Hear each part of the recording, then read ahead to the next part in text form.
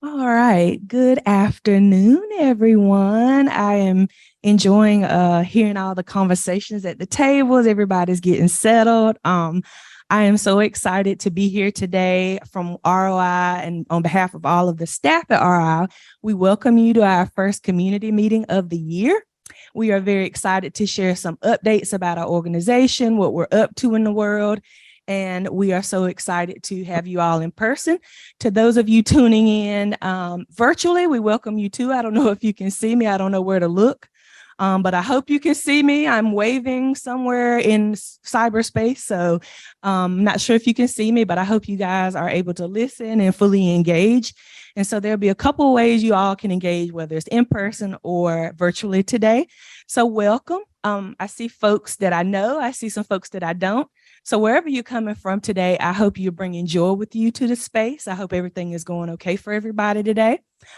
Just a few housekeeping things before we get started. And I'm going to click through. Let me see. Oh, it works. Yay. So a few housekeeping things really quick before we dig into our agenda.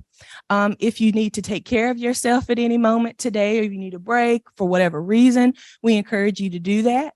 If you'll use this side door to my left, your right, I imagine, you can go right out to the door here in the hallway. There's restrooms available for you if you need to take care of yourself. So do whatever you need to do today to take care, like I said.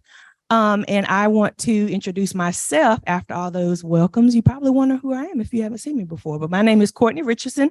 I'm the Community Engagement Specialist with Rural Opportunity Institute, was formerly working with the Resilient Leaders Initiative, and super excited to do more hand-in-hand work alongside you all as we usher in a new year with our work related to building resilient communities, okay? And so I'm going to tell you a little bit about how we're spending our time today. I'll be your MC, so you'll be seeing me. You probably saw me at the door, spoke to me on the way in. But again, we're going to do a couple of things today, and just wanted to highlight what you guys can expect today as participants, whether you're here in person or virtually. You can expect to build context around adverse childhood experiences, which are ACEs. You'll also be hearing from our illustrious keynote speaker today, Eulanda Thorne, who is Miss Black, North Carolina. Let's give it up for her one time. Looking amazing and lovely. I can't wait to hear what she has to offer us today. I know it's going to be something really amazing and engaging, so y'all are in for a treat. And then we're going to engage in some new tools with our speakers. So you'll hear from a couple of folks today. You'll be hearing from myself, obviously, Courtney Richardson. You'll be hearing from Eulanda soon, and you'll also be hearing from our Chief Executive Officers, Vici and Seth, as well as Tenacious Perry from Wilson County DSS. And then lastly, we want you guys to enjoy this space. We want you guys to enjoy listening. We want you guys to enjoy learning alongside us. So again, welcome. We're going to record this for our internal purposes. So if anybody has any qualms with that, please see us after so we can discuss what that would mean for you. But if everybody is okay to forge ahead, we'll get started here in a minute with our connection activity. And so a big part of what we do at Rural Opportunity Institute is we, again, like I said, work to build resilient communities. And we do that in a number of ways. And so today we're going to show you an example of how we can build resilience right within our own selves, right here at your chair in a very simple and easy way. And want to tell you a little bit about our rapid reset tools in case you don't know what those are. Rapid reset tools allow us to kind of regulate our nervous system if we're feeling stressed, anxious, amped up, shut down, whatever that may be. It allows us the opportunity to really sense in with ourselves to see what's happening in our body so that we can then maybe change that feeling, emotion, so we can start to feel more calm and a calming presence in our bodies. And so rapid reset tools can help you when you, like I said, are amped up and shut down. And there's many different ways that you can engage with this type of tool. You can ground. You can take a sip of cold water. You can push up on a wall. You can sit in your chair and pull on it. You can walk outside, get a nice breath of fresh air and go for a quick walk. You can sing. You can hum. You could do some heavy work like I did last night. I just caught a vibe and cleaned my entire house. And that was just something I did to kind of regulate myself and get some of that energy out. You can also orient, which means you kind of observe what's going on around you, right? And then lastly, you can tap side to side. So there's, again, a number of rapid reset tools accessible to you that you can use. And this is just a small glimpse. There's many, many more. And I'm going to guide you through one of these right now. All right. So today, as we settle in for our time, we are going to try our pull up on a chair rapid reset tool. Super simple. And you can do this anywhere you are, whether you're at home, watching virtually, listening virtually, or if you're here in person. It's very simple. So I encourage you to take these tools with you wherever you go. If you're in the workplace, if you're in your communities, if you're in your church communities with your parishioners, I would definitely recommend listening to this tool because it could help someone if they're having trouble with stress. All right. So I want everybody right now to get in a seated position very comfortably. If you're at home, if you're sitting down or not sitting down, I invite you to sit. And so just get comfortable where you are. No rhyme or reason to this. Just get comfortable in your seat. And now I want you to let your arms hang down beside your seat. Drop your shoulders, get relaxed. If you need to loosen them up a little bit, if you need to go forward, you need to go backwards, you can do that now. Okay. And then I want you to take a deep, deep breath and release it. So let's do it together. We're going to breathe in on 3. 1, 2, 3. And then we're going to release. Okay. Oh, no. And now, as hard as you can, I want you to take the sides of your chair and pull up as hard as you can. So just grab the side of your chair and just pull up for about 5 to 10 seconds. So we're going to do that now. So pull, pull, pull. 1, 2, 3, 4, 5. Release. All right. And we'll do that one more time. Okay. Ready? We're going to pull as hard as you can. Pull, pull, pull. You're not going to pull yourself out of the chair. You're not going to fall over. I promise you, we will not do that to you. So pull up. 1, 2, 3, 4, and 5. Let those arms fall by your side. Wiggle your shoulders. How does everybody feel? Does anybody notice anything in your bodies that feels different? Does anybody feel more relaxed, more settled after rushing into a meeting? How do we feel? Anybody want to share? Relaxed. Thank you. Thank you. Relaxed. Okay. Nancy? More aware of how your body feels. Very good. Very good. That's very important. So you heard what Nancy said. She feels more aware in her body. So this tool is something that'll be incredibly effective for each of you as you're working in the field, going about your normal day. If you're having stress, in whatever way that manifests for you at home, you're rushing, somebody cut you off in traffic. You can certainly do all these tools right where you are, obviously not driving, but when you get back to your office, you can do that. So I encourage you to use this tool in the future if you're having stress, or if it's something that you think will be beneficial to you to reset that nervous system. Okay? Thank you guys for participating. Appreciate you. All right, I hope you guys on Zoom were able to engage with that tool as well. And drop in the chat how that felt for you, my folks, tuning in online. All right. And we'll be monitoring the chat. So if you guys have any questions, we'll be able to answer those shortly here. But without further ado, I am going to turn it over. And I think the clicker, let me back up a little bit. Maybe I'm too far. All right, let me get this. Got it. All right. Thank you, Tatiana. All right. So just real quick about the tool that we used. ROI, it has rapid reset cards for purchase available. So if you're interested in those, we have a link up here that we'll drop in the chat for you if you want to order those. Super reasonably priced. If you want to get them for your organization, your friends, for yourself, you are more than welcome to do that. We invite you to. And it walks you through several different rapid reset strategies, okay? It gives you like a visual image so you can, figure out how to do it and do it in a way that works best for you. And again, that link is there and we will share that in the chat. And now we are so excited to welcome our keynote for today. But before we do that, Well, that's okay. We'll keep going. But before we do that, I wanted to share a little bit about what I experienced of our keynote, Eulanda Thorne. She is just so incredibly smart, intelligent, kind, and also just a very, very gifted trainer. Eulanda has been training with us for a while, and she also does work with the Public School Forum of North Carolina. And she is going to be bringing our keynote address today. So I have the distinct pleasure of welcoming Eulanda Thorne, Miss Black, North Carolina. Let's give her a round of applause. And I'm going to turn it over to Eulanda. Thank you so much, Courtney. Let's see if the clicker is going to work. If not, I know Tatiana will forward my slides. So it's working right now.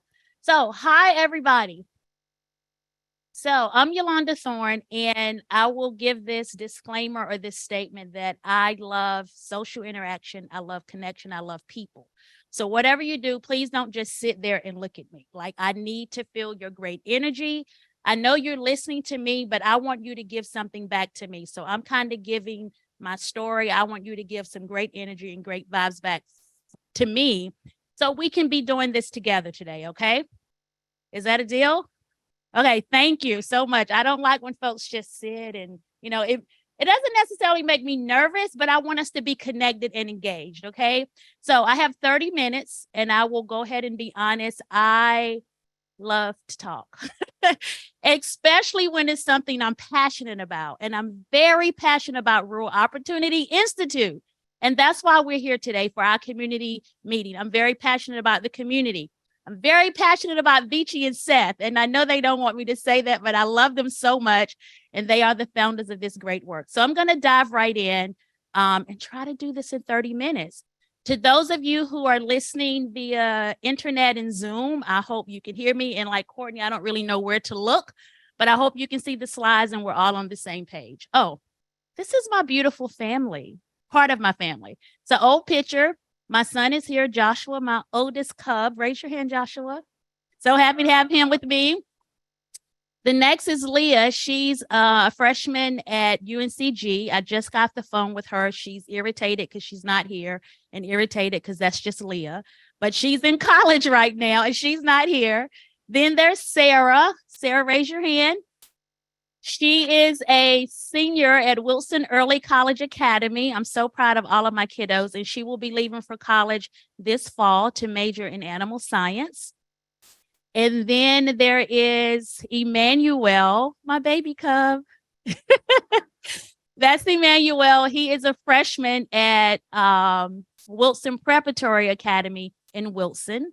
And then I have my mom and dad here with me, who I love so much. I'm a daddy's girl at 50 years old. I am. That's my dad, Bobby. And my mom is my best friend. This is my mom, Shirley. And I have my son's beautiful girlfriend with us. Her name is Diamond. So family is very, very important to me. All right, so let's dive right in. My objectives for today are to, I guess I'll look here, to identify just some key components in my story, my journey, not just my journey to Miss Black North Carolina, but my journey with Rural Opportunity Institute. So that's kind of what we're going to be talking about. So this slide, if you can see that, my personal testimony is about how my pain was turned into purpose and how my adversity did not have to be my destiny. So with trauma-informed work, we talk about adverse childhood experiences and just trauma or stress or extreme overwhelm. So you may be sitting here and feel like I've never been through trauma. Like I've had a pretty blessed life and I don't feel like I've had traumatic experiences. If that's your story, great. Like that's a beautiful blessing. However, if I ask you, has anyone in here ever experienced stress? Show of hands right now. And even those listening by Zoom, right? Well, stress and trauma manifest in the body the same way. Toxic stress and overwhelm, ongoing, manifests and affects the body the same way trauma can. So if you can't relate to my story in terms of trauma, I'm sure you can recall a time that you've been stressed and the stress continues and you needed relief and healing from that stress. So I'm going to be sharing my journey with that, and particularly how ROI has greatly impacted my journey. That's what I want you to hear. Not so much about Eulanda, but the amazing work that Rural Opportunity Institute does within our community. And I feel like that's why we're all here today. So I'm going to try to do this on a timeline, beginning with November 2017. And I think that's probably like the accurate month and year. And it's going to take us up to, the slide says March, but really April, because it's going to take us up to this very present day. So does this image by chance look familiar to anyone? Does anyone know where that is? Just say it out loud. Martin Millennium Academy. My son is like me because he was a 5th and 6th and 7th grader there. 5th and 6th. So I'm starting with this slide because in November of 2017, I probably had only been to Edgecombe County 1 or 2 times, if that. But in 2017, I was teaching 2nd grade in Wilson, North Carolina, and I resigned from my teaching job. I was probably on year 14 of teaching at that time. And it was clear as day, I cannot do this anymore. I'm so sick of, and I'm a very transparent speaker. I was sick of hearing about data. I was sick of hearing about testing and rigor and test scores and all the money it brings to the schools. And I'm just being real. That's my story. And I'm still an educator at heart, and I love being an educator. But I was way more concerned about the heart and the mental well-being of a child than I was about the test scores. I feel like if we're teaching to the brain without teaching to the heart, we're not teaching at all. I feel like if students are sitting in our class and they're hurting, they're hungry, they're stressed, they're overwhelmed, we can be the best teacher in the world, but those test scores are not going to rise until they are mentally and emotionally well. So I resigned. I went back to school at East Carolina to get my master's in counselor education. So when I resigned, my first semester, I had to do an internship, and my internship landed me here in Martin Millennium in Edgecombe County. So that's why I'm beginning with that part of my journey. Okay, whoops, let me go back. So what you see in all of these pictures are these children sitting at this table, these young adults now, but this was long ago. You can even see Emmanuel, he's holding the sign that says like, don't do drugs or whatever, how tiny he was. And now he's way taller than me. But my children came with me because I like them to be a part of my journey in almost everything I do. They've been a part of the pain. They've been a part of the triumph. So those pictures are literally me in my office at Martin Millennium, cleaning the space because I'm excited. I'm no longer a classroom teacher. I'm nervous because I'm in school to be a counselor while I have my first job to be a counselor, while I'm still learning how to do this counselor work. And so you see my children now cleaning up, literally working on the office. There's a picture up there of Joshua putting the welcome sign, which was a picture of me. Didn't have a lot of resources, that little sign that says welcome and good vibes only, which I don't even like that phrase anymore. Fast forward to me learning this trauma work. I don't like to say good vibes only, because what if you come in a space and you just experience death or loss? You come with whatever vibes you have. I don't think it's fair to say, this is only for good vibes only, but I didn't know this worked then. Now I would never put that sign on my door to make someone feel like they can only come in if they have good vibes. And then you see a picture of my mom and dad that I hung in my office, because family and community, I feel, is the foundation of a lot of the work ROI does. And it's the foundation of me in my life, which is why my family's here with me today. So more pictures once. Now look at how the office was a mess, because I'm very proud of the finished product. That picture kind of on the right. Boy, I went to a Goodwill and got that couch for $50. I went to Roses and found those little emoji pillows for $5 each. That was the Roses in Tarboro, by the way. And I just, with what I had, I did what I could to make that space wonderful, safe, and comfortable for the students that I was serving. And then I went on Amazon and ordered me that little sign that said Miss Thorne School Counselor, because this was a new part of my journey. And that little love piece of wood was probably like $1 at Dollar Tree, because everything I do, my foundation is from love and from my heart. And then this is literally the picture. I sat down. I don't even remember who took this picture, probably one of my kids, probably Joshua. I was like, I start my new job Monday. This was on a Sunday. And I sat and I just exhaled and I was ready to be a school counselor at Martin Millennium Academy, 2017. So let's fast forward to October 2018. ROI did a pilot 2-day resources for resilience training. Vici and Steph, you guys remember that? The exact dates were October 10th and 11th, October 2018. My principal was Sylvia McGahey at Martin Millennium, and she said, Eulanda, you're doing a great job learning how to be a counselor. You're doing great in this job. I would like to send you to a 2-day training to learn more tools and strategies to support your students. So I'm like, yeah, Miss McGahey, I'll go. I mean, I'm thinking I'm going to this training for my students. That picture right there, there's an empty chair. You can probably see it a little bit in front of Miss Doris, the lady with the hat. That empty chair was where I was sitting. And it's so ironic that I was able to find this picture. There's actually another picture that I searched in my Google Drive and I couldn't find it. There's a picture of me actually sitting in that chair because that's where I sat. So you know how sometimes you arrive to a place and you're late, and so all the seats are taken, and you kind of want to creep in and just be invisible in the back because you're late and you have nowhere to sit. My GPS misled me while I was going, so I was late. And I tried to tip in the back and find a seat, and that seat on the front row, it's literally on the front row, was the only seat. So I had to walk up to the front, sit down, and it was literally at this same place. I mean, we're on the other side of Edgecombe Community College, but it was right over there. So I'm it's full circle. I'm right back where this started. So I creep up to the front and sit down, and this is a true story, y'all. Within 15 minutes of that training, I was crying, like tears were rolling down. And I was so embarrassed. I was like, daggone it, I'm late. And now I'm sitting up crying, looking like an idiot. Like, what in the world? Like, I would have much rather been somewhere in the back. I was crying due to the impact of the content that was being taught, that I was listening to. So the lady that you see with the blue shirt, her name is Suzanne Walker Wilson. She was the senior trainer. We love Suzanne. A lot of y'all know Suzanne are shaking your heads. She was a senior trainer for those 2 days. So this is a 2-day training pilot through ROI that Vici and Seth and the organization has started. And you can read the screen and see what it was all about. Courtney used some of the tools when she started us off today.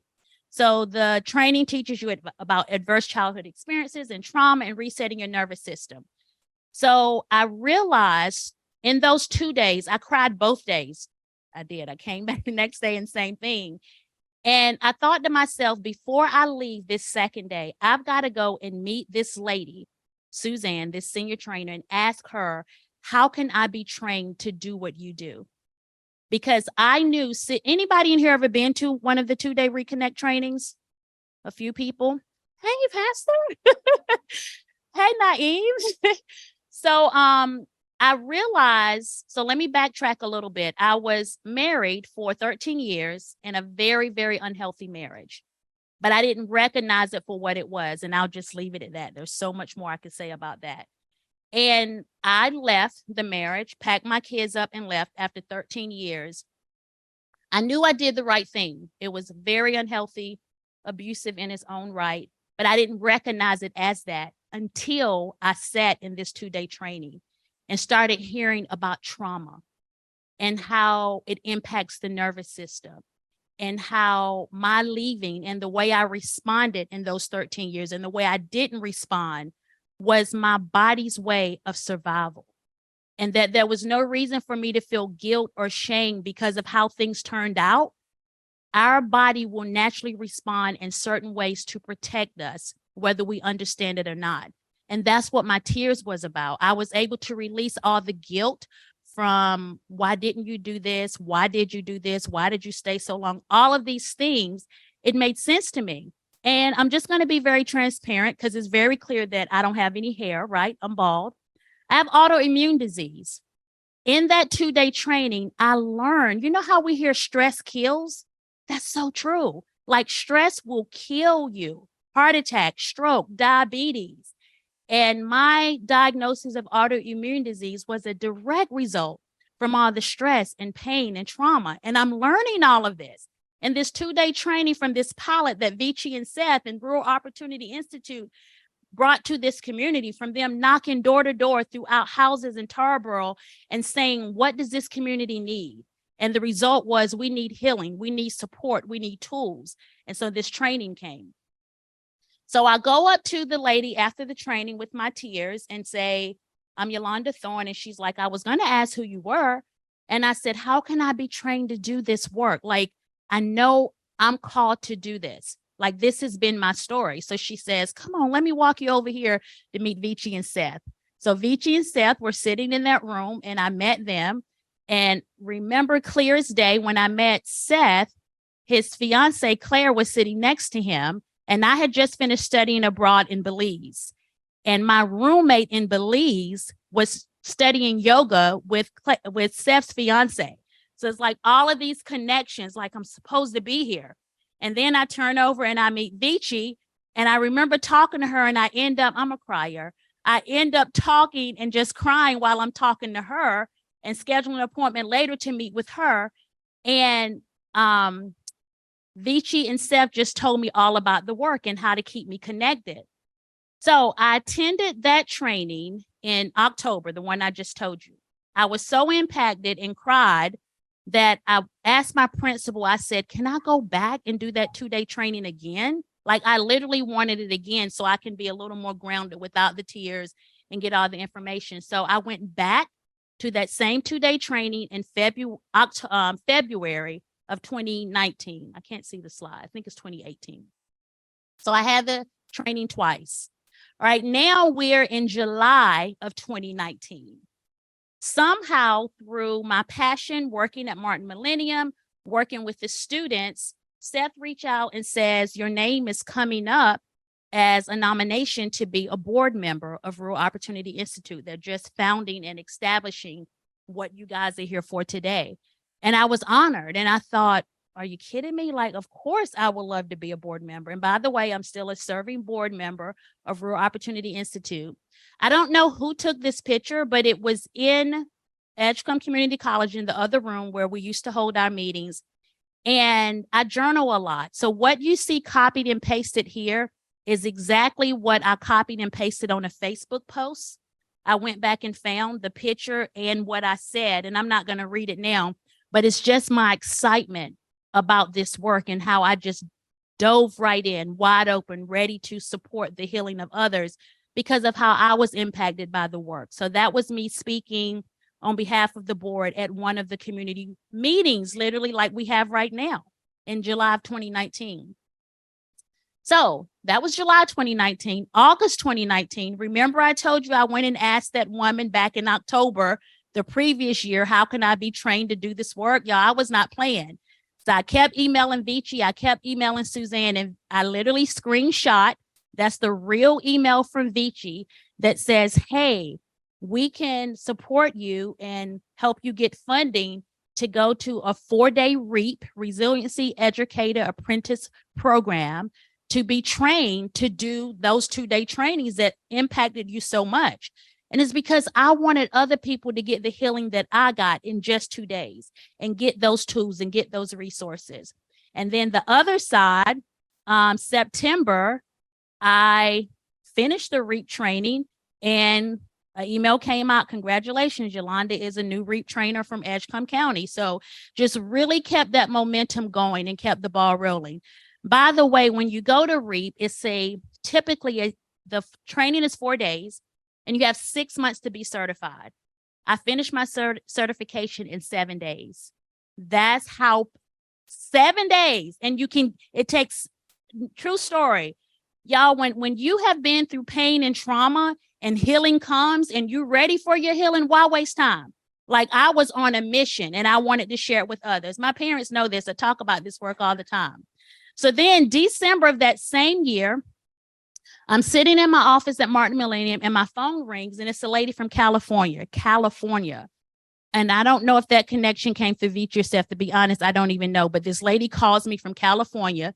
And I remember well because she said the California wildfires, they have fires. There was a fire and she kept saying, we may get disconnected. And if we do, I'll call you back because we're literally on fire here in California. And we did get disconnected. But she called me. Her name was Sylvia Paul. she wanted to do an article about my story. And I'm like, my story? Like, and she's like, I want to do an article about your work with Trauma Informed. And so she interviews me over the phone, and there's this national platform called PACES Connection. PACES is an acronym for Positive and Adverse Childhood Experiences. So she does this beautiful article about me and my children. It's 2019 now. I started graduate school in 2017 when I resigned. So this was my graduation photo shoot that was published in this article. And if you Google that, it's a really beautiful article in PACES Connection. Then what happened? The pandemic hit. We're all familiar with that. This is literally me sitting in my office at Martin Millennium. I think I might have been working on an IEP or 504 or something. And my coworker bought me that sweatshirt, Difference Maker. Like, I'm determined as God leads me to make a difference and be impactful in the lives of others as people have been to me. So the pandemic hits, and I'm like, how can I keep doing these trainings? Because we were all in person, right? Doing these 2-day trainings. And so January of 2020 was my very first training, kind of like on my own after I received that certification. So do you see the lady I'm squatted down next to? She's the lady who did my 2-day training in 2018 when I was crying and said, how can I be trained to do what you do? She became my mentor. And so my very first training was with her. And you probably see some other familiar faces. And there's Byron here. You guys seen Byron, he's up there, and Victor Jones. And that training was at a church in Tarboro.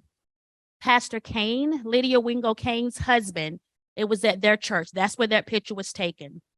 So this is just pictures from that training that I facilitated, was determined to do that.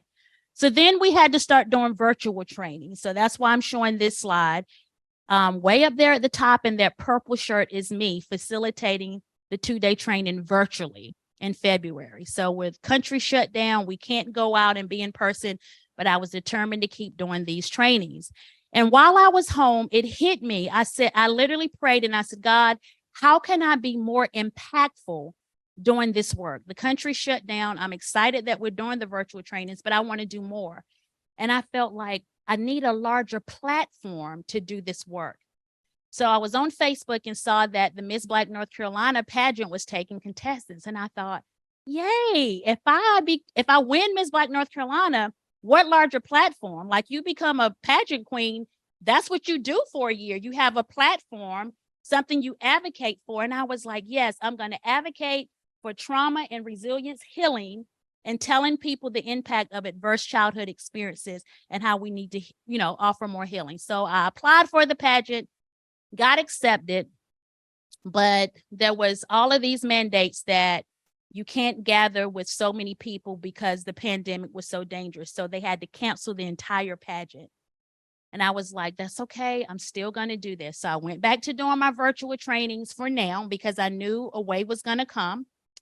And then during that time, I get I get an email from Vici. It wasn't just to me. Rural Opportunity is so passionate about equitable work.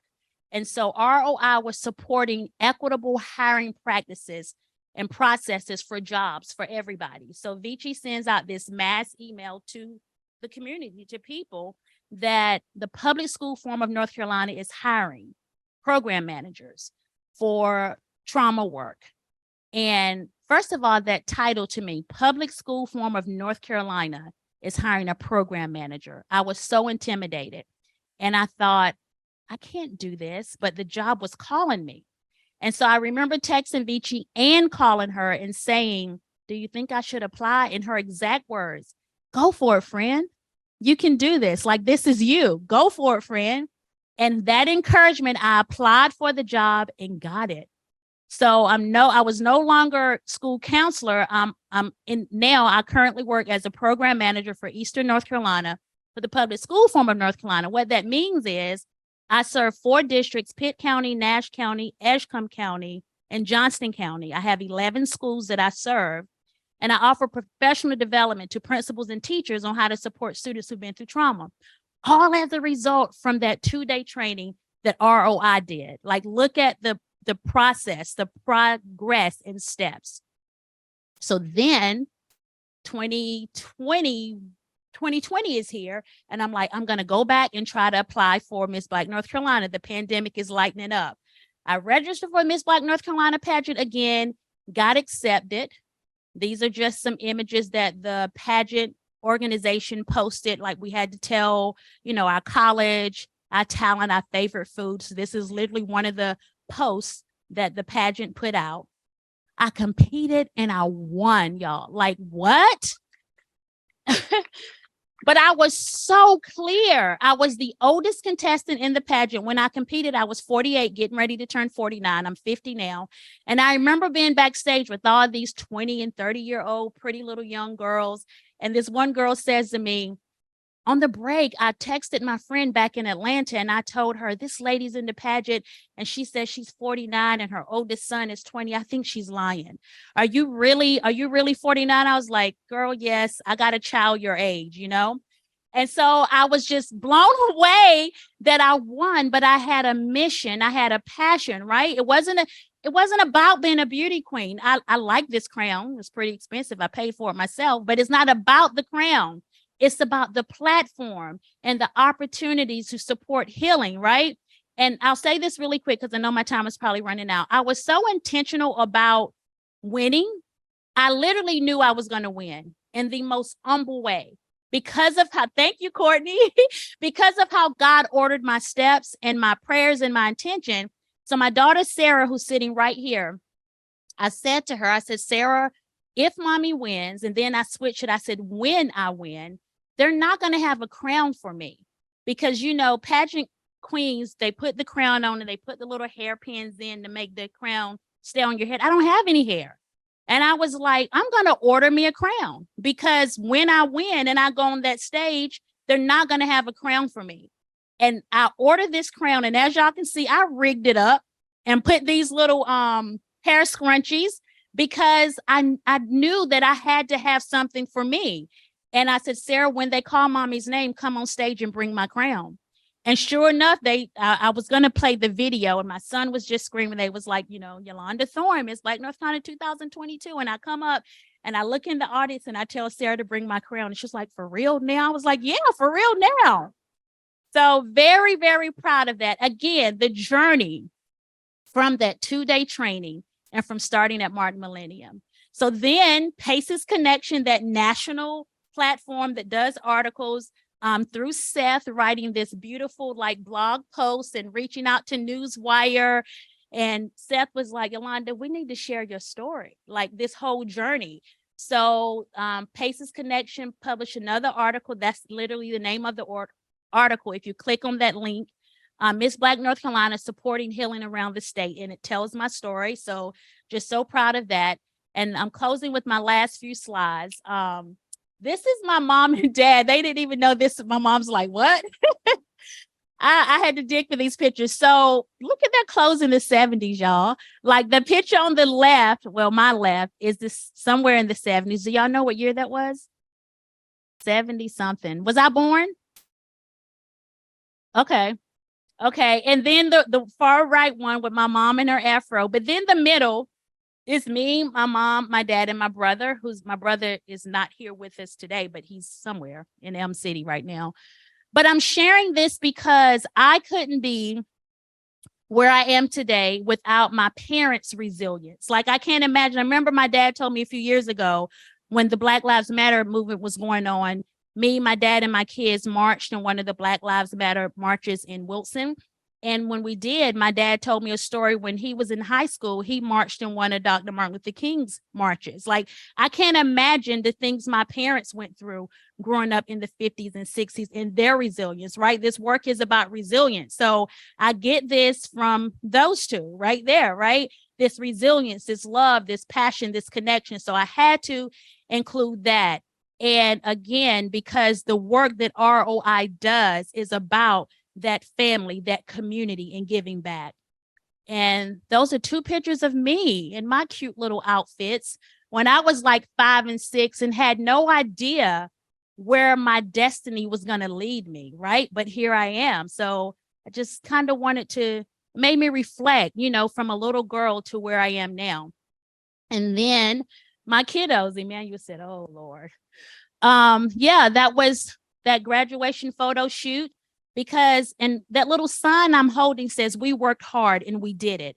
And that image literally used to be one of the slides in the 2-day reconnect trainings to show resilience. Like, we all have it.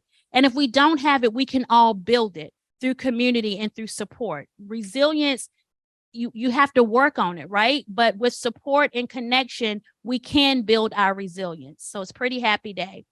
And this is one of the first, I guess, community things I did with Vici and Seth. This was at Jones Elementary in Wilson County. And I wanted to share this slide again, just because of how passionate ROI is about supporting others and giving back. Like, ROI has supported me through every step of the way. They support you. They support this community. And it means so much. And I mean, this was a classroom, room full of teachers and principals and educators in Wilson County. Shortly after I became a board member, I was invited to present with Vici and Seth in Wilson County. And I put those 3 bullets because I've done so much since then. Again, not about me, but what I've been able to do to reach others, because that's what I wanted. I wanted the platform. Vici and I did a national panel with the Campaign for Trauma-Informed Policy and Practice. I did 2 schools in West Orange, New Jersey. I had a contract with them and trained 2 different middle schools in West Orange, New Jersey over a period of 4 months. I have a contract with Rutgers, New Jersey. I will actually be doing a training for them next week, a 4-hour training, and have already done 4 trainings with Rutgers, New Jersey. And just last week, I was a plenary speaker for Prevent Child Abuse of North Carolina for their annual summit, which was virtual. And that's just a few things that I've done as a result of Rural Opportunity Institute and wanting to support healing. And one of my very first presentations after I got this crown and sash was with Seth. And I haven't done a training with just me and Vici yet, and I would love to do that. But Seth and I presented with another board member, Eulanda Henderson, for North Carolina Department of Public Instruction in Raleigh. And I think that was literally like a week or 2 after I won Ms. Black North Carolina. Like, Vici and Seth, they like to be on the background, but they do so much for others. And so I was so honored to be with Seth that day. So that's why I included this picture. And I didn't have a picture, just me and Vici, but I had to include her in the slides. And look at the bottom. Our story is a story of a community coming together to build resilience. And I type "our" in capital letters because this is a community thing. This is us. Think there's a movie or a show called This Is Us. Like, I like us, and I like our, and I like we, right? Because we're community. That's what it's all about. And you can't hardly see the words on the top, but I copied those words from ROI's website. And it says something about how their passion is to support people in rural areas whose talents and gifts, there we go. We believe rural communities and people have deep assets, strengths that are often overlooked. And I've always known I have deep strengths and access, but I'm in a rural area, like, who's going to notice, right? And we have Rural Opportunity Institute who invests in folks, realizing there's so much talent and gifts and love and passion in rural communities that often nobody gets to see and gets overlooked. And thank God, through Rural Opportunity Institute and my drive and my passion, my assets are not overlooked, and I can spread my gifts and support healing to the world. So happy about that. Tatiana, can you go to the next slide? I think it's actually the last slide. My clicker's not working. All right. Can you move the top again? Living life with an open heart to not only serve others, but to meet people where they are is very important to me. I try to remember that everyone I meet has their own stuff to deal with in life, and I never know how heavy or painful that stuff might be to carry. Healing from my own past trauma enables me to offer support to others in releasing and healing from that tough, heavy stuff. I've learned to be a rainbow in someone else's cloudy day, and that kindness really does matter. And that's what all of this work is about to me. That's what ROI is about to me. And that's all I have for you guys today. That's just a little part of my story, how I started in 2017 with ROI ended up getting a fantastic job serving Eastern North Carolina, becoming Miss Black North Carolina USA. I just passed the crown on the second week in December to the new queen, but I always have this title, so I'm going to keep wearing it. I had a speaking engagement last week. I got another one next week. And so just so grateful for this work. This is our work. This is our community. I live in Wilson, but we're the tri-counties, Edgecombe, Rocky Mount, Nash, even we can include Pitt and Wilson in there. So just so thankful to be here. Thankful for Rural Opportunity Institute. Just a little bit about how they have impacted my journey. Amazing. Oh, you did. I love you more. Wow. Wow, wow, wow. I am just so excited for you guys to hear Eulanda's story. She talked a lot about a story, right? When we think about trauma and resilience, right? And how it shows up in each of us for various factors, right? Gender, race, socioeconomics. Everybody has a story. And the power of a story can really influence how we see the world, how we process the things going on around us, but most importantly, how we connect with each other. So I want you to remember what Eulanda said about her story, because just like Eulanda, Nancy has a story, Courtney has a story, Seth has a story, everybody has a story, right? And so the more that we can understand each other's stories, the more that we can listen to each other's stories and help each other figure out what is that path forward based on my story, the more we work in our gifts to operate and move to make more resilient communities. So again, thank you, Eulanda, for that beautiful word today. We appreciate you for being here with us. And so we're going to head on to our next segment. Now, if Tatiana, if you give me the next slide, clicker's not working again, but that's okay. We want to open up the floor for a few questions. So if anybody has any questions, this is the time to ask Eulanda anything you'd like. If you're curious about her journey, if you're curious more about her work with Public Schools Forum and speaking all over the country and what that looks like, you are welcome to share at this time. All right. Yes, sir. Hold on. I'll give you the mic. Is that okay? Does that work? Ms. Thorne, I just want to ask you, what role did your faith play in you being able to stay encouraged and to go where you are now, be where you are now? So the question was, just in case, what role did faith play in Eulanda's journey from, what's your name, sir? All right, Mr. Jerry Hinkerson from the, one more time, from the state. Yeah, shorten it. There we go. So my faith played a tremendous role.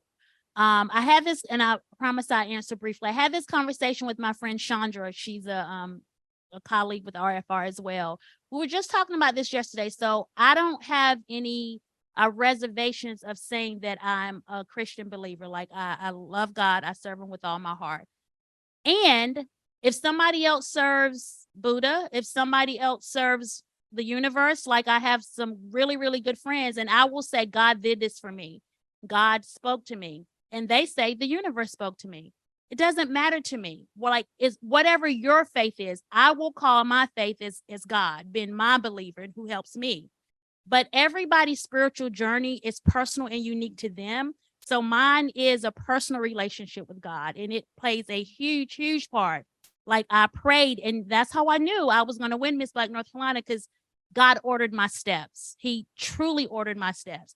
So faith plays a big part. But I do want to add that that's me, you know, my friend may be a Muslim, they may be a Buddhist, that whatever, but your direct channel to God, whatever that is for you, I won't knock that. It's everybody's own spiritual journey. But my faith has played a huge part. Thank you, Mr. Jerry, for that question.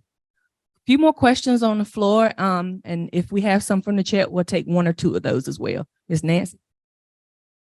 First of all, I want to thank you for being so transparent, because a lot of times people don't realize that within what we're trying to do, there are so many things that we have to overcome. You know, I especially appreciated what you shared about your failed marriage, because a lot of times we take that as a knock to ourselves versus what it truly is. But my question is, like, with the children, because like your drive kind of, it seems a lot like mine, where I'm always looking for ways not to just improve the life and the community of others, but to my children as well. So what would you say, how the passion towards your kids played a role in this journey? Great question. So how did your beautiful children play a passion in your role for your work? Yeah, that's a really wonderful question and a very personal question. I guess the shortest answer, but thorough, that I can give is that, so my children came from me, right? Like they literally grew in my womb. So they are connected to me, all of us who are moms or even dads. Our children are an extension and connection of us. And I have been guilty of trying, and I still am, trying to shield and protect my kids from everything.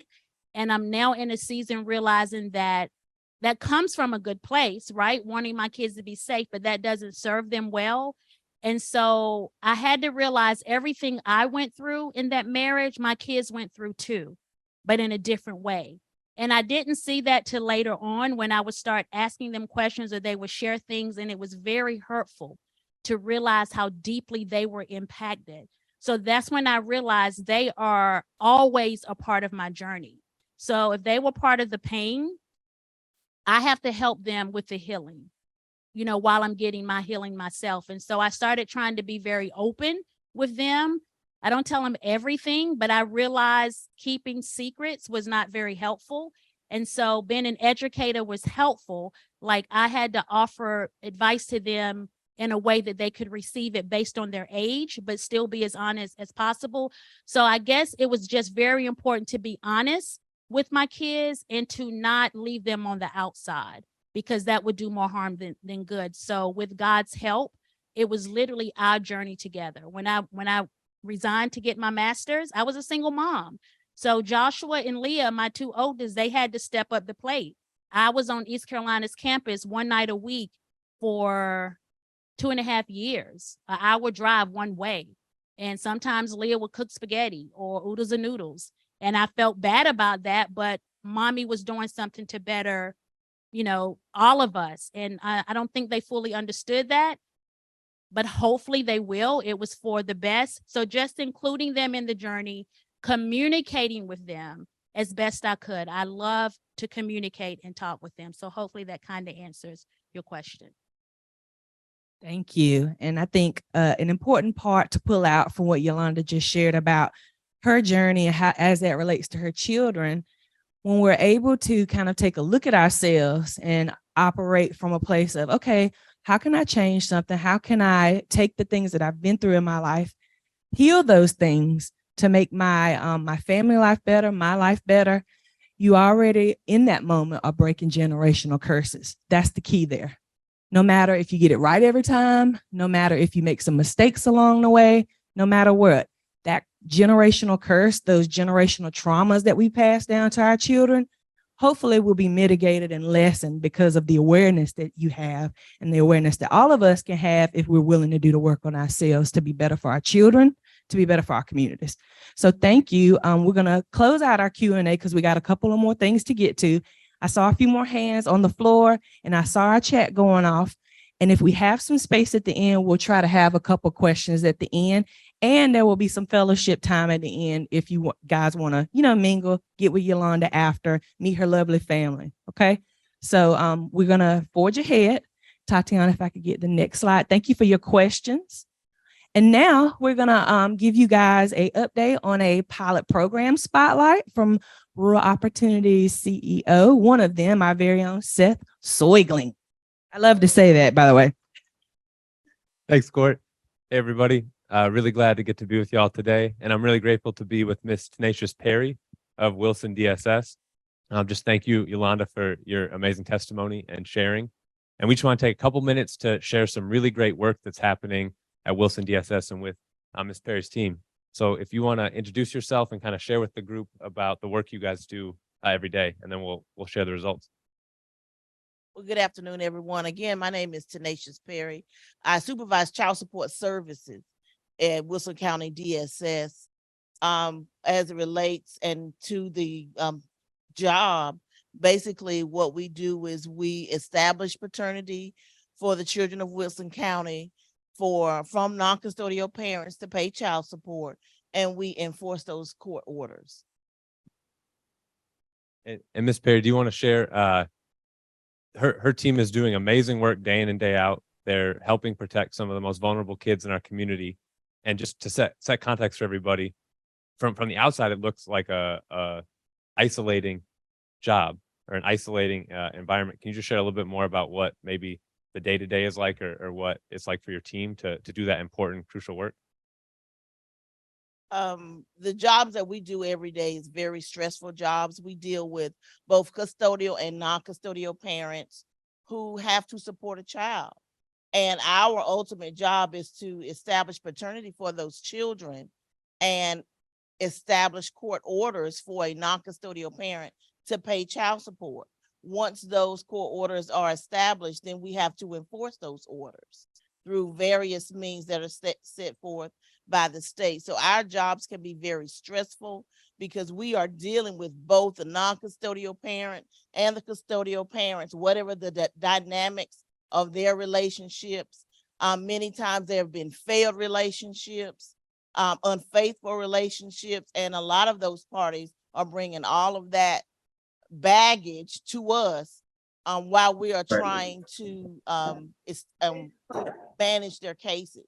So for us as case managers, it becomes stressful because we have our own stuff, as you talked about, that we deal with in our personal lives. And then we have to also deal with whatever the traumas and the issues and the barriers that both our custodial and non-custodial parents bring.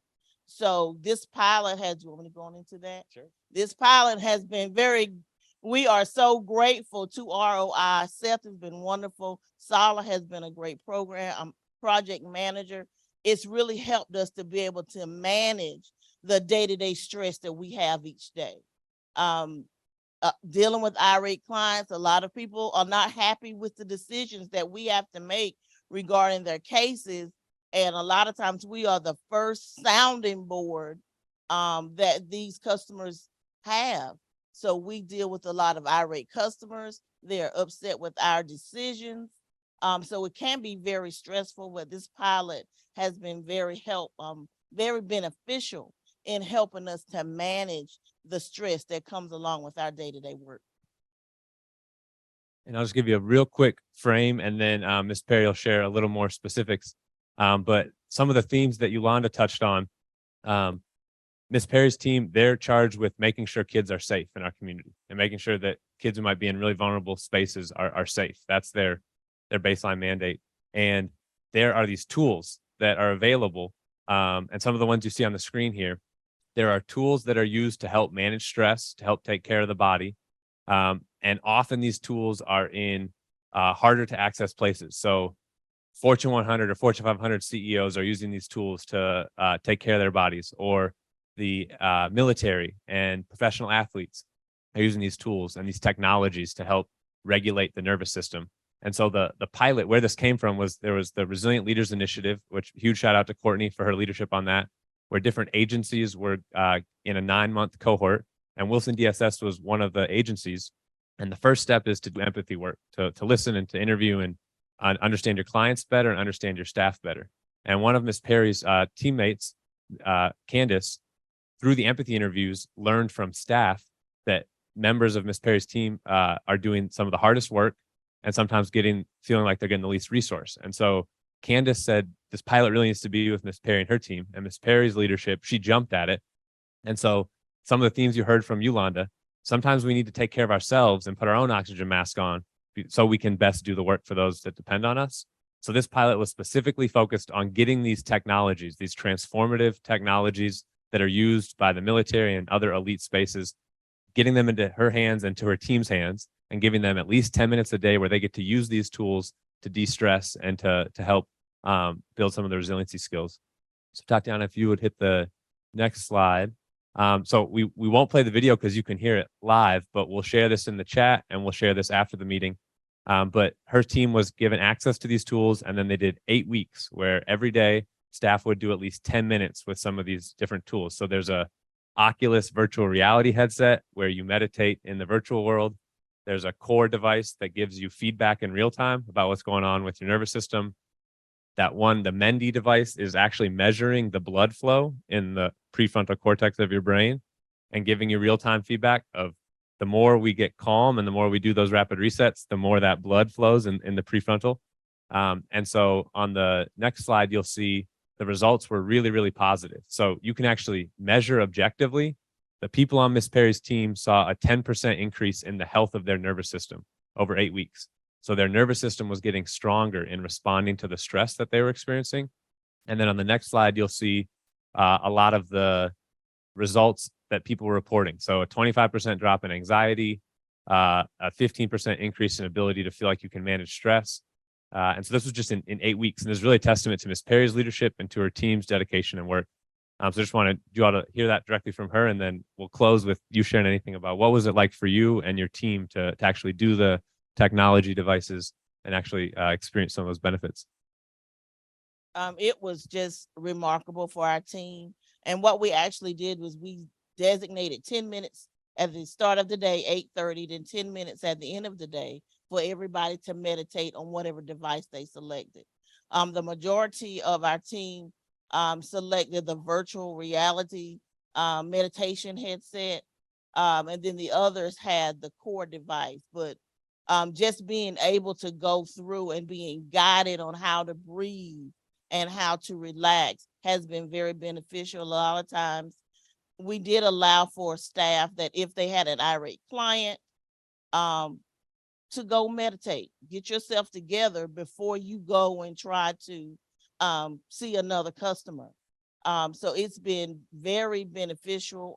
The variety and the types of breathing techniques, we realized we weren't breathing correctly. We were not taking our breaks correctly. We were getting out of our office, but we were still talking about the same issue, so we were reliving that stressful experience. So now we've learned, let's go take some time. Virtual reality, we would go to the mountains, to the beach, wherever. Sometimes it would guide and you get to select what type of music. So it really reset us. I actually use 2 devices. I would do my core in the morning to get my day started, get grounded. At lunchtime, I would do the virtual reality meditation. That kind of reset my day. So it was like I was starting a new day because I had been somewhere else for 15, 20 minutes. And then at the end of the day, I would do the core and do another guided meditation that would just kind of calm me out. I can leave all of this at work and then deal with what I would need to deal with at home. Many of the staff say the breathing techniques help them with their children, how to take time instead of getting upset and arguing with the children. They would take time, they would do their breathing techniques, then they could address whatever the issue with their children was better. So overall, this has been a wonderful pilot for us. We are so thankful for you all for selecting us to do this. And we are seeing that we are able to better manage our stress, which helps us give a better customer service to our customers because we know how to deal with our internal conflict, because we know we're going to have to deal with their conflicts that's what's outside of ourselves. Thanks so much for sharing. So this is another resource is available if your agency or if you know of agencies that would be interested in doing what Ms. Perry has led the way with. She is the first public agency in North Carolina to use these kind of technologies to help staff better manage stress. So let's close with just giving up for Ms. Perry and her team, and then happy to help anyone we can.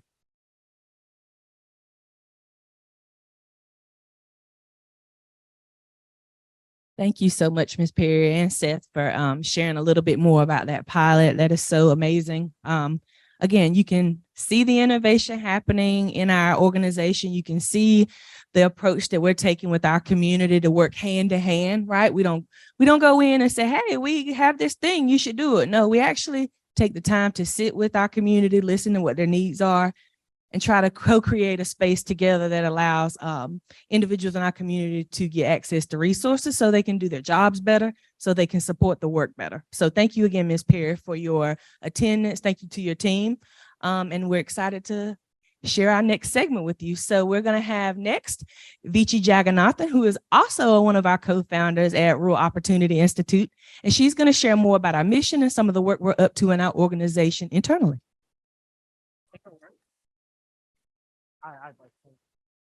Sweet. Oh, microphones. This is awesome. Thank you guys for being here. How cool is it that we're all in a room, also a really cool room. But it's just so nice to see all the familiar faces, new faces, folks who drove in from out of town. Yeah, just really excited. So I'm not going to take too long here. I just want to flag that there is really warm, tasty lunch waiting for us. So don't leave without it. And that's a way for me to bribe you to stay the next 15 minutes. But anyway, I'm Vici, one of the co-founders of ROI. I just wanted to share a little bit about what we've been doing and then kind of our plans for the future, what to expect, how you might get involved with us. I thought Eulanda did a great job of giving background on our mission and what we do, so I won't spend a ton of time here. Just want to highlight, though, that one of the main values we have and that we know is that this region and regions like it are home to a ton of strength, resilience, social justice. We aren't the first people to be working on this kind of thing, and it wasn't our idea. We didn't come up with the idea of resilience. Princeville, which is just, across the way, first town in the United States incorporated by formerly enslaved African Americans after the Civil War. Yeah. Martin Luther King Jr. gave his I Have a Dream speech in Rocky Mount before giving it in DC.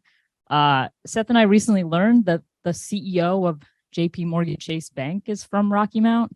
The coach on Remember the Titans is from Rocky Mount. Janice Bryant Howroyd, the first Black woman to own $1 billion private company, from Tarboro. Just like a ton of examples of people demonstrating what healing and resilience looks like. And the goal here is more so to think about how we continue to provide support for that, and make that more of something that all of our systems and institutions also support, rather than us having to constantly overcome that stuff. And so when we started, which was around the summer of 2017, timeline very parallel to Miss Eulanda's timeline, we didn't coordinate. But when we kind of asked people, what does this community most need?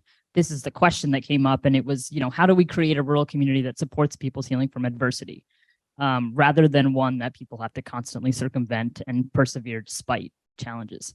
And so what we did was we had a series of community meetings, much like this one, where we worked together to build a systems map, which is that picture with the circles and stuff. Some of you, I think, in this room were part of that process, but basically understanding like all the forces and patterns that lead to the trauma that we see. And ultimately what we arrived at was this completed diagram. And although it looks complicated, I think in many ways it simplified it, because we could look at it and say, okay, this is everything that's going on. Like, it's not this mysterious, unsolvable thing. Actually, we can put it on a piece of paper and talk about where to start in terms of changing things. And some of the themes that came out were that currently our system often segregates and isolates people who experience trauma away from opportunities to heal. So when you think about places like jails, alternative high schools, suspension, these are places where people end up being segregated and isolated and aren't given the opportunity to heal. And as a result, our current system often produces generations of historical trauma that continues to perpetuate. And the hope in that is, like, what if we could reverse it? What if it was that people who experience trauma are isolated, given access to places of healing? Like, what if instead we were able to build on generations of resilience? And so just trying to think about like how to reverse that stuff.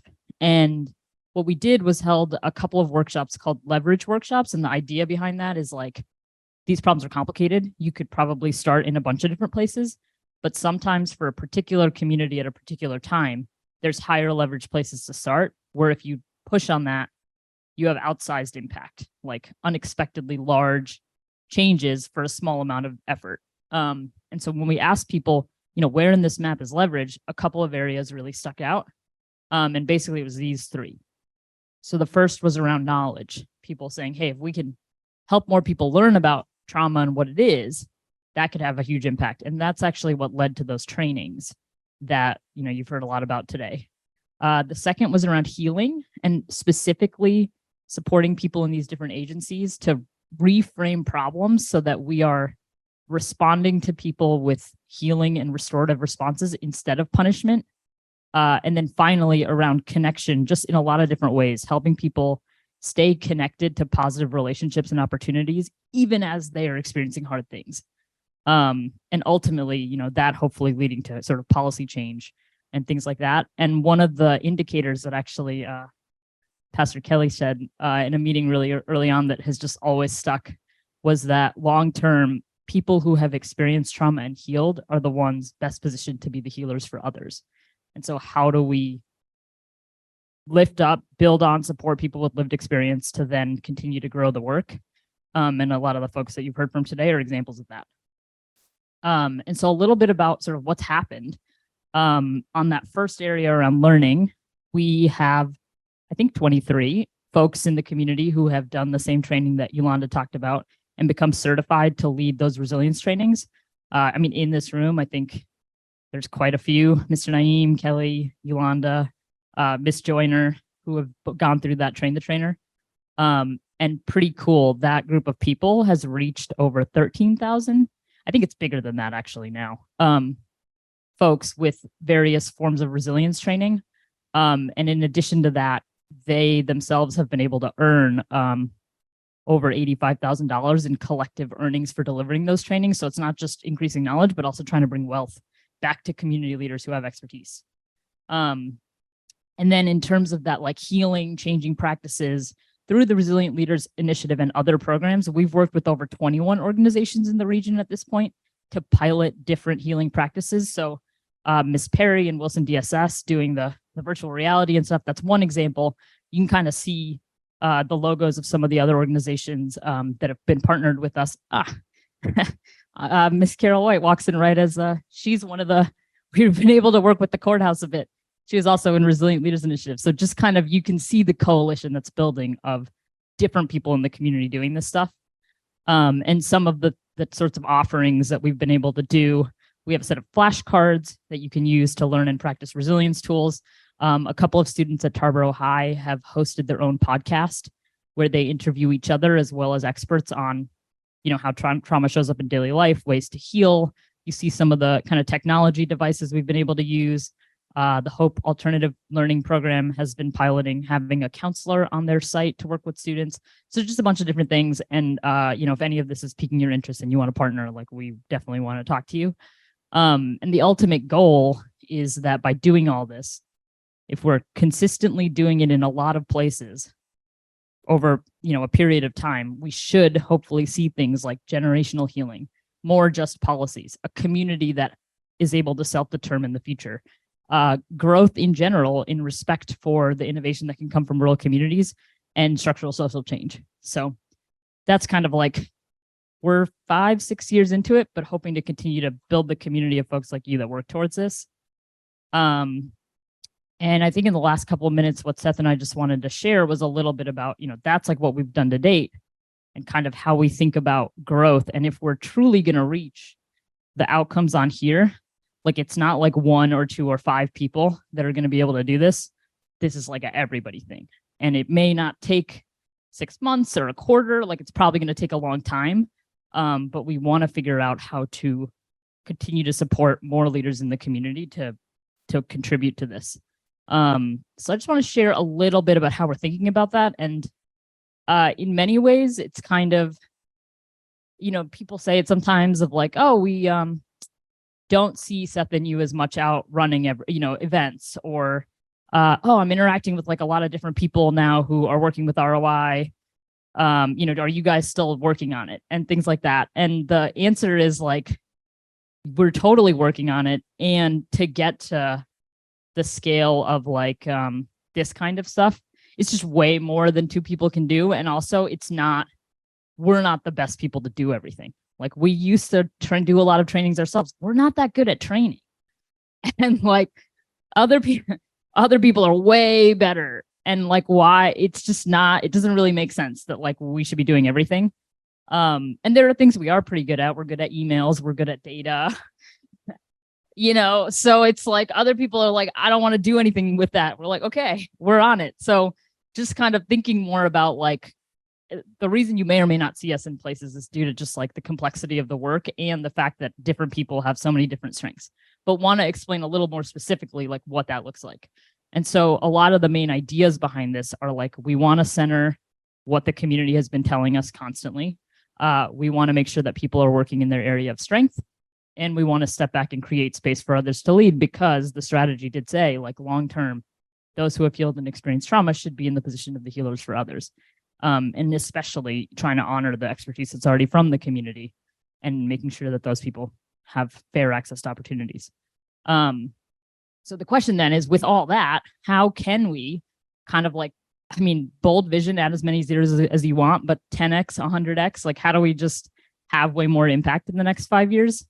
And we want to do that in alignment. This is a lot of words on this slide, but we want to do it in alignment with certain core values around resilience, results, radical imagination, and relationships. And so a lot of times there are examples of growth that don't. They reach 10x in 5 years, if not more, but they don't align to those values. And y'all have probably heard this story a lot. And so one example is like garage to unicorn. Like you have these people and they have this cool idea and they're in the garage and they're working on stuff. And, an example is like, people are always like, oh yeah, Seth and Vici running around with their backpacks doing stuff. Like it's a cool story. And as it gets going and grows, suddenly there's like, that becomes huge really fast. So like Bill Gates and Steve Ballmer tinkering in the garage. And then people are like, oh, you make computers. Now everybody wants a computer. And eventually it gets so big that gets sold or acquired or becomes a multi-billion-dollar company. And the people that we think of when we think of that are those two people, even though there's like a ton of other people who contributed to it. So like the Bill Gates, the Mark Zuckerberg, the Jeff Bezos, like that's that story. And we listened and heard it from the beginning. And also we very deeply believe we don't want to be that story. And the way that gets interrupted is somewhere after the garage. Like we got to figure out a way to make sure that people realize that this work has not ever really been just done by two of us. There's a ton of people in this room from the beginning, and it's growing, and just trying to grow in a different way that reaches the same impact without replicating this kind of false narrative. And so with that, want to give Seth a chance to kind of share what it could look like instead. Thanks so much, Vici. I often think a lot about strengths, and I think shared in this room and like how the work has happened, two big strengths are getting stuff done and building relationships. And one area I am not strong in is communication. And so this is just a couple minute attempt to get better in an area where there's a lot of strength. And really like the why behind why I'm so focused on strengths. My first job was a high school special education teacher. My kids were amazing. They were brilliant, brilliant kids. I was very grateful to get to teach in Warren County. And they had a ton of gifts, and their gifts were not aligned to that straight line that we call school. My kids' gifts were out here and they were out here, and we wanted to put them on this line, and the strengths just didn't match up. And so we're trying to think about, as we build this work, how can we identify our individual strengths and then put those together in a collective way where we're all doing the stuff we're good at and we're best at. And so the goal here really is that like we want to get further and further into the background and let leaders that you've seen like Ms. Perry be further and further out front. And the two main things we're really focused on, again, a lot of words, but there's this process that kind of all that work has been following, where it starts with listening and engaging with community members. And then it's honoring that local wisdom and combining it with the best practices that are out there. You saw that in Ms. Perry's pilot. And so all of that is kind of about testing new ways of doing things. And that's the first part of the diagram. And the second part is really about creating knowledge. Like, how do we spread these practices that help heal and help better manage stress? And that's really the two pieces of the work to help continue to build capacity around this mission of being trauma informed. And another complicated diagram, but there's like a ton of behind the scenes work that happens to see the trainings or to see the different things that happen. And I think maybe a lot of people in this room can potentially relate to this when I think about the amazing work, saying it in a safe place. But like Kente, I think of the leadership you have at the rec center, and you're asked to do everything at the rec center. Or for our school principal friends, the principal is asked to do everything at the school. Or Miss White, you're asked to do everything at the courthouse. And Pastor Kelly, you're asked to do everything at the church. And we're all kind of connected in that what that can lead to is, extra stress, extra burnout, turnover, and these unrealistic expectations where we expect one person to be good at everything. And so you got to be good at all the things. And so we're just trying to intentionally name that and then go the other way of what could it look like, where what we don't want to replicate is we don't want to ask people to be good at everything. And we don't want to tell people you need to be available at all times for everything. And we don't want to tell people don't take breaks or don't rest. And we especially don't want to hoard leadership opportunities for ourselves or for people who have leadership. We want to get those opportunities to other people. And so what we do want to do, continue to go, is we want to match people to what they're good at. We all have strengths. We all have things in our zone of genius. How can we find those, and how can we match people to that? And how can we work in a way where it's a community and it's a collective, and the work is not 100% dependent on one person's presence? That's where you see this network of 23 trainers. If one trainer's busy, another trainer can step in. We also want to support resting and taking breaks. It's a marathon. It's not a sprint. And then we really want to give real leadership opportunities to other people. So like right now, there's a conference happening in Charlotte, and Chandra Green and Eulanda were just there. And that's intentional. And that means where sometimes where Vici and I are not in the space, that's actually really thoughtful, where it's a goal where we are intentionally not being there because we want other people to have access to those opportunities and to those resources. And so in closing, that just means that going forward, we're going to seek to individually do less and less while the org and the work does more and more. So this means that you might often not see the same ROI team member doing the same task this year that they were doing last year. We want to keep finding people, like Vici said, there was a time when we did the training and we weren't very good at it. And now we have people who are a lot better at training. You'll continue to see that happen. You will likely see new and different people continue to come into the work and continue to add new strengths into the work. And that growth is positive. And you'll see this consistent change. It won't always be the same person in the same meeting. And we want you to know, like, we are deeply involved and committed. I feel like I've maybe in a blessed way been working more now than ever, but we're maybe not seeing as much of each other just because of as the work grows and builds. And so in closing, we really want your feedback. We want to continue to hear and get the emails and calls and be in relationship of what's not working. What are the pain points that aren't going well? But just wanted to take a couple minutes to share kind of the why behind how we're trying to think about this and how we're trying to grow it as a collective. To kind of belabor the point, just as in closing, when that complicated diagram of all the different parts of the work, these are the faces and the people behind it. So there's a lot of contractors and people who are supporting different new programming, amazing group of trainers who are doing the knowledge building work, amazing group of coaches who are supporting on capacity building, amazing leaders like Courtney doing a lot of leadership around engagement and community engagement work. That fun data word, a lot of work where putting those surveys together and figuring out that data. Project management support from people like Naomi and Abby and Kimberly.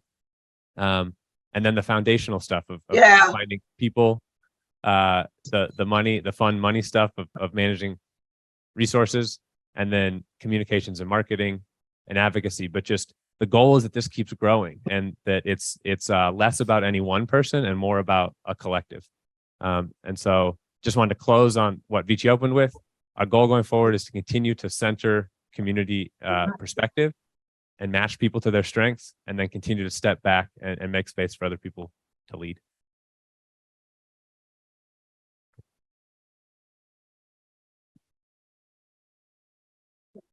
All right. Thank you, Seth and Vici, for sharing those powerful updates about where we're headed, what we're up to. And so just as we close, want to highlight a couple of local events that are happening, one of which is our Youth Resilience Retreat that ROI is sponsoring next week. We're super excited about this. This is our first time doing a retreat with the youth, yes? Is this? since COVID. So very exciting stuff. We'll be supporting grades 6 through 12 from April 16th to April 18th. There's a QR code on the screen if you're interested in sharing that with your constituents. There's going to be lunch provided. There's going to be some resilience training that's going to happen with those students that's age appropriate, right? That can be accessible to them. We're going to do some yoga. We're going to do some meditation. The registration for this event is completely free. So there's 4 days of this event. So you definitely want to get that QR code, snap that up if you're interested and want to share it out with your local networks. If you want to learn more about how stress impacts the brain and body, if you want more trauma-informed practices and approaches, and if you want to understand how the body is naturally wired for healing, you want your youth to engage in this event. It's going to be great. We're going to be at the Rocky Mount Event Center. We're going to be at a Word Tabernacle. It's just going to be an amazing, amazing event for our youth, and we're excited to put it on. It's been a labor of love, lots and lots of moving parts. But I think it's going to be very beneficial for our youth because, like we said, if we're able to heal each generation, we move to remove some of that generational trauma that happens. And a lot of that starts with how we engage with our children, right? Okay. All right. So next up, we also have another trauma and resilience one-on-one training. Now, you guys might recognize this training. Formerly, it was our awareness building presentation. So a little bit of a language change that I wanted to highlight in case you've been with us before and think this is something new. It's not. This is what was our awareness building presentation, right? And so now it's called Trauma Resilience Training 101, where we do a deep dive into, well, not a deep dive, but an overview dive of the brain science of trauma, how it impacts the body, the hand-brain modality, and then some tool building skills for building resilience. So that opportunity will be upcoming in June 19th from 9:30 to 11. And so it'll focus on ACE behaviors, how, again, stress impacts your body, and a bunch of different other topics. So there's information down at the bottom if you have questions about the event. And at the top of your screen to the right, there's a QR code for you to scan if you'd like to register. We highly encourage registration. That allows us to track who's coming so we can get you guys out the reminders. And it also allows us to get a snapshot of who joins us as we continue to build opportunities for funding to do more of these types of trainings. Okay, so just wanted to name that. And then in closing, we're here at the closing. I know you guys have heard a lot. I don't know about y'all, but that smell of that brisket is really distracting me. So I'm gonna make this as quick as we can absolutely make it. But before I do, one quick thing I wanted to highlight, and I wanted to do this earlier, but neglected to. I am a proud member of the Hollowassaponi Nation out in Hollister, North Carolina. So I'm a proud Indigenous person. We are having our annual powwow in the Hollister community next weekend. So if any of you are interested in that, see me after and I can share some information about that. And that's just another way to engage with our community from a different cultural perspective that you might not certainly share or know about. So if you're interested in learning more about our Indigenous communities also in Eastern NC, see me after. I'd love to share that with you. And as we close, we're going to have a little bit of a grounding activity, right? In the beginning, we named some different rapid reset tools to build resilience. And at the very top of that list, you'll recall that one of them was grounding, okay? And the way that we ground is we just express some gratitude. We get centered in what is happening in the moment, right? And so a lot of things have happened in this moment together with us today, right? You've learned about Eulanda's story. You've heard more about where ROI wants to head in the next 5, 10, 100 years even maybe. So we don't know. But there's a lot to consider about how you've engaged with your time today. And so as you leave our meeting, drop a glow of what you experienced in our meeting today in the chat on your way out. Or if you want to share your glow with someone in the room as we're convening in person, you can do that too. And a glow simply is a highlight, right, of what you experienced today at our event, something that was positive about the time that you noticed. And that's our grounding activity today as we close again. So, and some examples of that could be, I love the connection activity. I really love that rapid reset. That was cool. I'm going to use it at my school next week with my students to get them to settle down. Or it could sound like I enjoyed learning a new tool, which is, again, rapid resets. So those are the examples of some of that glow work that you could mention either in the chat or share it with us as we fellowship a little bit here in a moment with our food. Okay, so feel free to drop those in the chat. We are watching the chat, so if you have questions, I think we have run out of time, unfortunately, but we will capture those. And if there are anything that we need to follow up on, we will try to reach out to you after in the chat, and we'll take a record of who asked what questions. Okay. All right. So thank you guys for being here today. I'm going to turn it over to the food, which has nothing to say but to be eaten. And we will get started with our lunch. And we, again, thank you guys for joining us in person, whether you're joining us virtually. And we hope to see you again at our next community meeting very soon. We'll see y'all soon.